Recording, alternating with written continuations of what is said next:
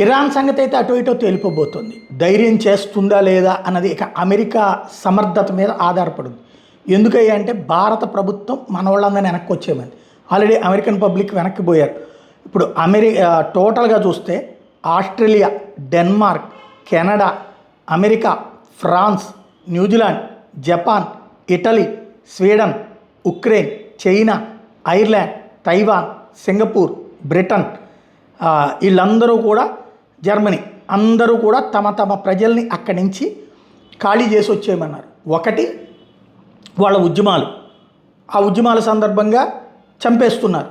వేరే దేశాల వాళ్ళని కూడా వాళ్ళు ఏం కాపాడట్లా. వేరే దేశాల వాళ్ళు కూడా ఈ ఉద్యమానికి సపోర్ట్ చేస్తున్నారు. ఆడపిల్లలు రోడ్డు ఎక్కి ఉద్యమం చేస్తున్నారు కదా, అట్లాంటి వాళ్ళని కూడా కాల్చి చంపేస్తున్నారు, ఉరి తీసేస్తున్నారు. అందుకోసం చేస్తున్నారా లేదా అమెరికా దాడి చేయబోతున్నది కాబట్టి వీళ్ళందరూ ప్రజలను అక్కడి నుంచి తమ వాళ్ళని వెనక్కి వచ్చేయమంటున్నారా అన్నది మాత్రం అర్థం కాని సస్పెన్స్గా ఉంది.